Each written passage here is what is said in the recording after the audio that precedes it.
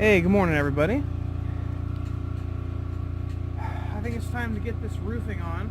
I already got one piece up here. We'll see how the rest goes.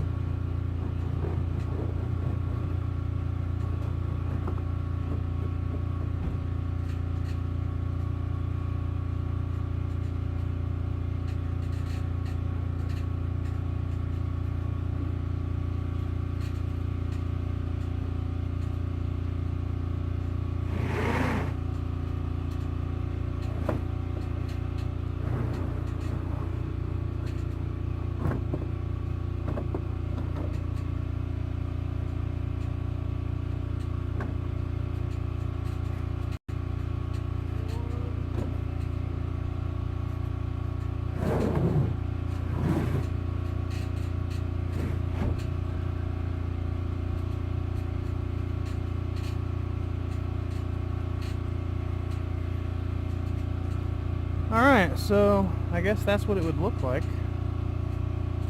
Sort of.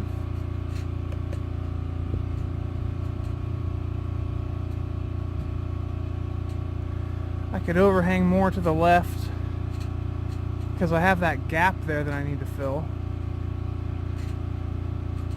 I'm probably going to overlap in the middle 2 ribs instead of 1 like normal, just because we have lots of wind here. I want to make sure that I have a really good seam.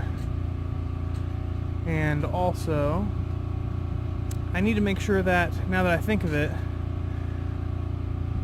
my joint's the other direction for the prevailing wind, because it'll have a tendency to get up and under and rip the peel off, as opposed to if I tuck it the other way. Alright, so I got 6 panels. I'm going to have a lot of leftover, because as you can see on this corner up here, it's almost to the end of the building, you know. They're 8-foot sheets or something like that, but it's a 10-foot rafter with overhang. So no matter what you do, you got to get 2 sheets. And the width of them, they're not 4 feet wide, they're 44 inches wide.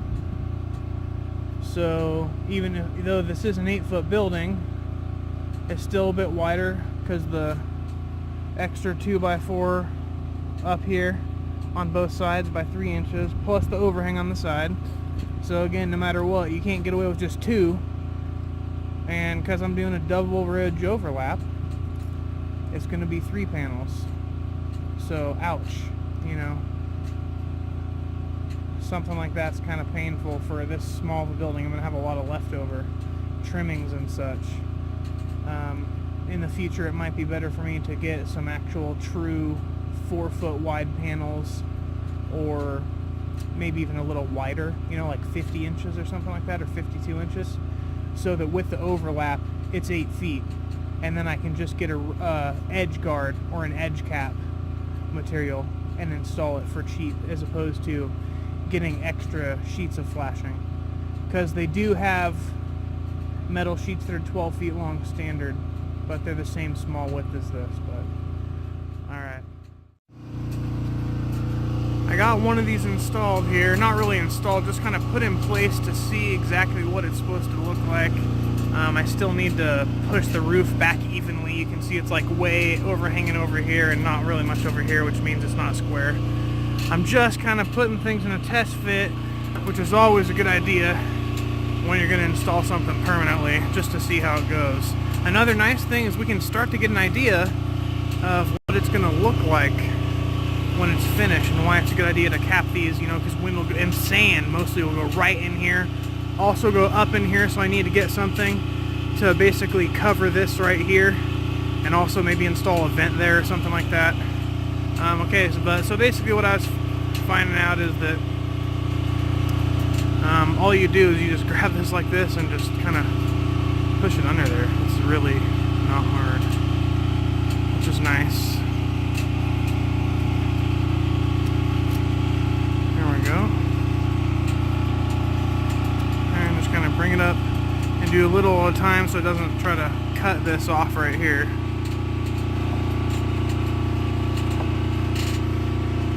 Look at that. So,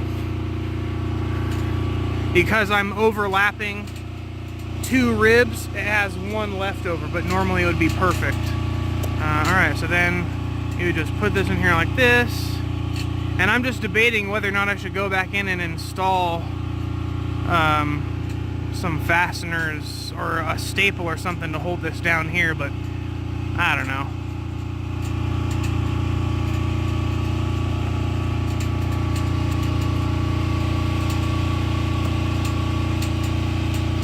Alright, so what I'm going to have to do is, and every purlin needs to have these foam things. So I need to go under there with a ladder and just kind of push it up underneath it. Straight in a line is going to be the tough part, or in the dead center or something, I'm not sure. Maybe I should have installed these before I put this on. I mean, I can still take it off, and I might do that. I could install them in dead center and then snap a chalk line above on dead center of the end caps, if that makes any sense, because you can see these from the end. So I can easily put a chalk line on this side and then on the other side in the center, and then snap it above the roof. And if I have the foam gasket installed dead center, chances are when I drill in from the top with a fastener, it will actually go through the foam like it should and compress down into the purlin. We'll see, I haven't got that far yet. My test fit thing's not even fit correctly.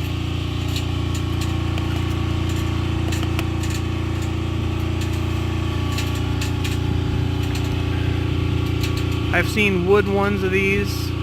I think those would work okay, probably, also. I think it's just there as a gap fill, honestly, so you can evenly compress on the roof there. It's starting to look like something. Man, if it rained right now, just with this sitting here, it'd be protected. I mean, it'd probably fly off in 3 seconds. But, yep, not bad. I really got to get these on here quick because I am worried about the wind. It'll take these off in no time. So I got to get a tape measure up here, measure this overhang and kick it back until it's the same as it is over here, and then call it square. Check my side overhang for that edge, make sure it looks okay, and then basically just start installing the front. Shouldn't be an issue because I can actually see it right here, you know, and so I can ensure that the fastener goes exactly where it needs to. And I mean, you know, now that I'm looking at this, if you look at this right here, this peak is like 1/2 an inch or an inch off or something like that, or 3/4 of an inch from the center of all this. I might just kick this whole assembly this way until this peak is exactly in center with this. So when I put this in, I might be able to use like a longer fastener and get a really nice bite into a strong piece of wood that's, you know, also tied into a hurricane tie. So, I might do that there. Well, there's kind of a big problem. I don't know how the heck this got by me. Little things like this always mess with me. I should have definitely... Yeah. That ain't gonna work. Like, I can compress it. You're supposed to compress it a little bit. Ugh. geez, not that much. So yeah, I gotta go get some longer screws. These are not gonna work, and if I do that, it's not gonna really have much holding power or anything, so they need to come through the peak. Very easily an inch too short. So I gotta get 2.5 inch long for these, I think. Let's take this tape measure and find out right now. I will be getting this done today.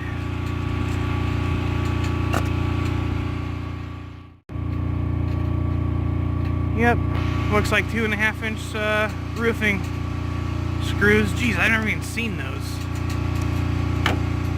This might be tricky.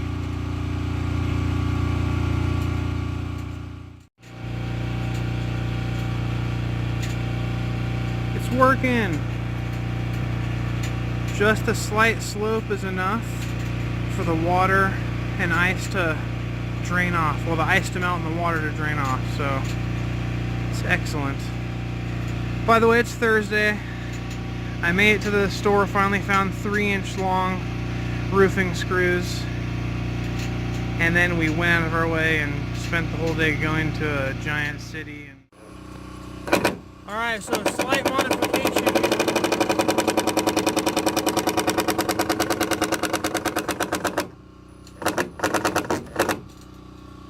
Slight modification here.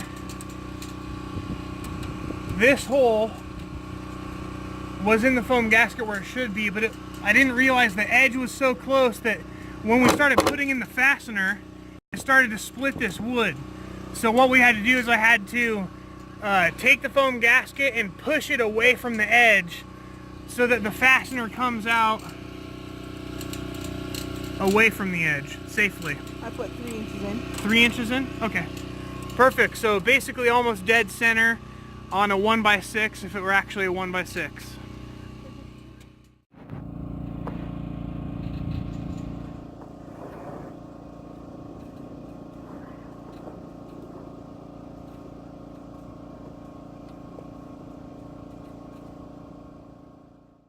Alright, success.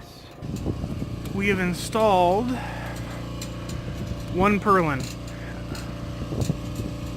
out of 6. It's gonna take some time, I think.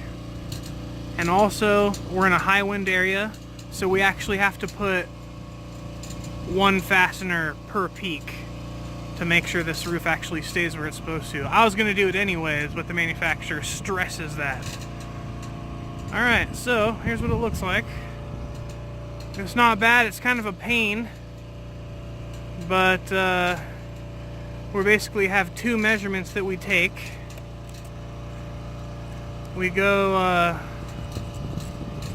in here and we take a measurement, which should be 3, and that's the distance from the edge of the corrugated roof to the inside of the foam gasket thingy, which is inside there. I don't know if you can even see it, but the foam gasket's there, okay?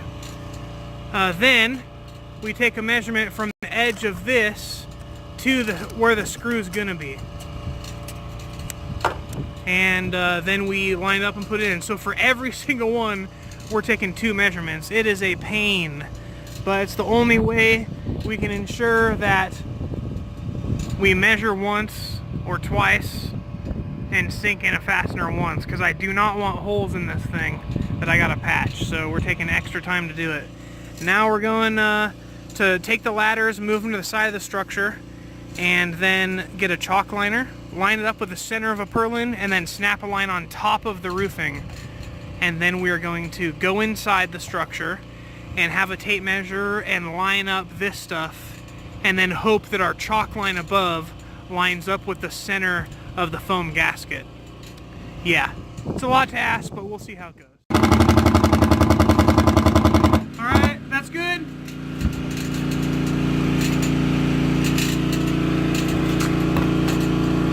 Alright, hang on.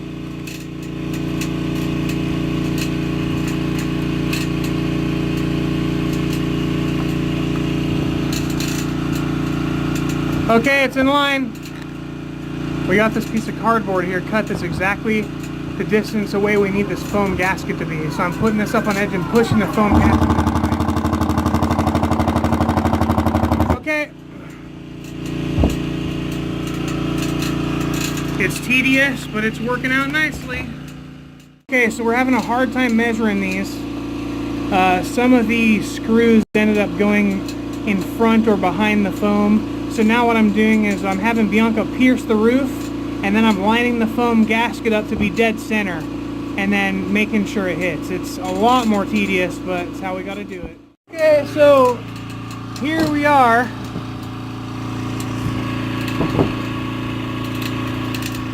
Hi there. Hi.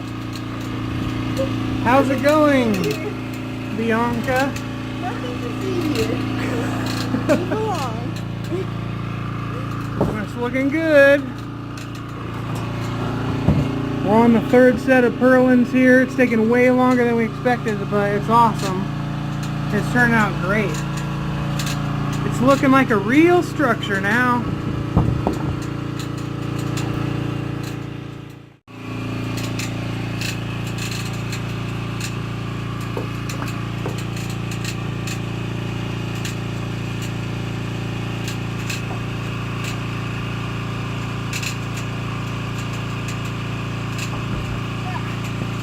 Okay. All good? All the screws are in. I just need you to position them so I can finish driving them in. Alright, so now what I do is I go under here and I look to see. It's not going to be doable with my phone, but I look to see where the screw's coming through, and then I put the foam pad exactly where it needs to be, and then it just screws the rest of the way through. It's nice and easy. Alright, guess what? It's Friday, everyone. Happy Friday. I really long for a day when I can get like a whole huge project done in a day. Probably not going to happen, but what we're doing now is we're taking the last 3 panels that we need for the roofing and we're trimming them to length. So what I have here is up in the air, the board goes 9 inches back from this edge for overlap. Then we go in with the screws and the purlin right there. Then up here, because of wind, we're gonna have to like cap the front of it like this, and so we're gonna cut it flush with the edge instead of having an overhang like we have on that side. So it ends up being 52.5 inches long, and that's what we have here. And now we're going to essentially destroy the stock blade that came with this circular saw and cut these with the saw all at once, because it's a pain to cut it with a knife and a handsaw. So we're just tossing the stock blade to the winds with this cut. I mean, honestly, I normally just toss the stock blade in the trash, so at least I'm getting something out of it.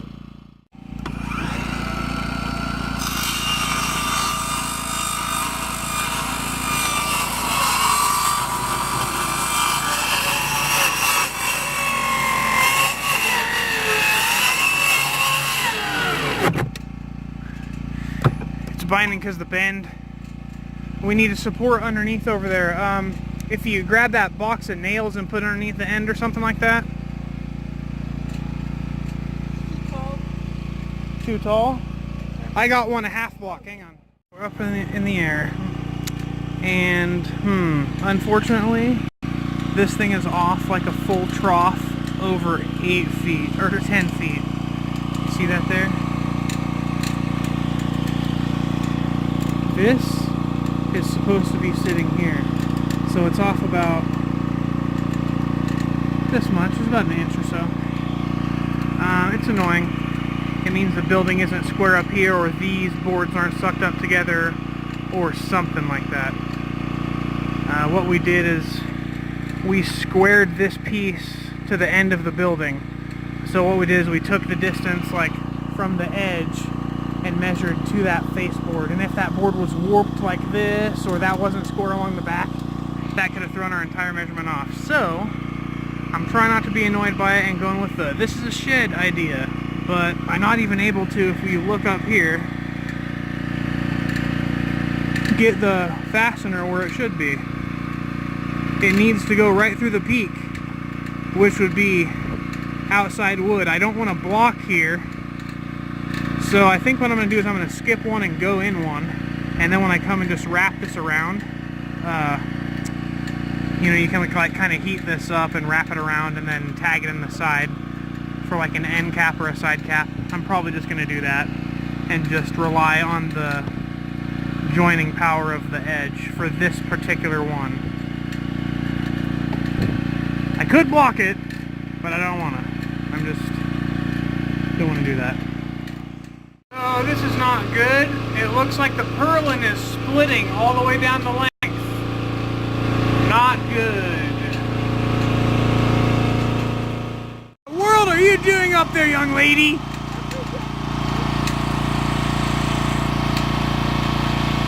My goodness.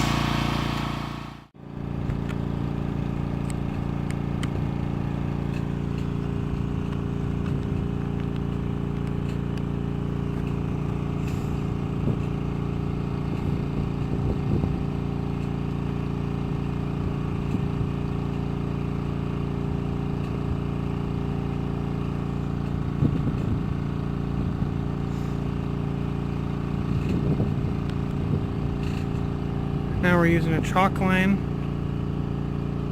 over a screw.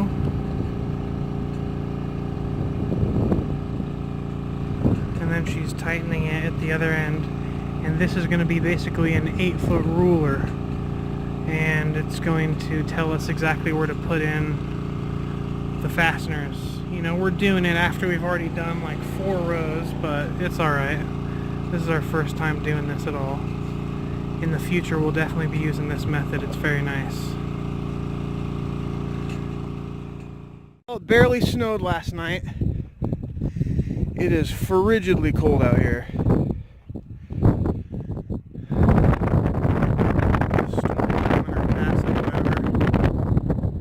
Woo, winter's here. Hey, here we are. This is what it looks like after a few days of keeping at it. I can't believe it, but we finished just before the high wind picked up. We had had like 2 weeks of hardly any wind at all, and then we started feeling it when we were deciding whether or not to go out there and finish the other 3 pieces. And then in the middle of the job, the wind started picking up. And so we finished it, got all the screws on, except like 3 in the very front, and just in time, super high winds, enough to shake the house, the cabin, the main cabin 0. But you know what? Still all there. The roof survived. I'm guessing probably 35-mile-an-hour winds, maybe 40. I saw it pick up some big boxes, send them sailing. Shook the cabin a little bit, so you know, that was enough to at least clock the 30-mile-an-hour wind zone. It withstood it. Maybe just the world knew that my shed needed to be tested, so it drummed up just enough wind to try to shake it up a little. It passed the test. I'm excited. So here we go. The roof is on. The roof is complete, quote unquote, almost.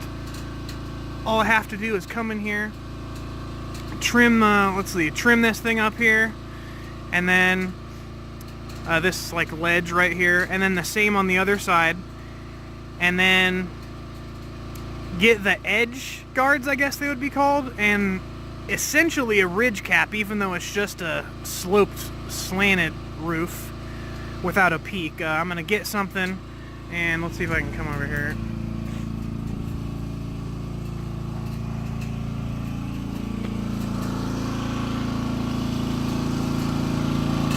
So it's not really a peak, right? It just ends, but it's taller. And wind also can get right under that ledge, so we need to get something to protect it. But for now, the roof is essentially completely done. The roof itself. The side bands and stuff is another story, but I'm excited to finally say the roof chapter has come to an end. Now I can get onto the door and protecting underneath here and getting some vents installed, getting some propane here, coming in through the wall, getting the generator hooked up to it. Yeah, time to actually use this powerhouse as opposed to construct it. Don't be surprised if the door looks like junk and takes a little while to finish up, because as far as I'm concerned, this shed is working. Here's what it looks like up top. Lots and lots and lots of screws. And, you know, just some weird overlap that needs to be trimmed still. But don't worry. It will be gone. It's looking great. It's working great. It survived some really strong winds. All it can do is get stronger as we put the edge guards on there. This roof is a success. It was a lot cheaper than metal roofing. Didn't cut us up. I approve. Now the only test that I can't really show y'all right this moment is the test of time. But trust me, if it messes up, I will definitely let you know. For now, it's looking great, it's performing great, it's doing its job, and that's all one can ask, right? Here's what it looks like up top. Lots and lots and lots of screws. And, you know, just some weird overlap that needs to be trimmed still. But don't worry. It will be gone. It's looking great. It's working great. It survived some really strong winds. All it can do is get stronger as we put the edge guards on there. This roof is a success. It was a lot cheaper than metal roofing. Didn't cut us up. I approve. Now the only test that I can't really show y'all right this moment is the test of time. But trust me, if it messes up, I will definitely let you know. For now, it's looking great, it's performing great, it's doing its job, and that's all one can ask, right?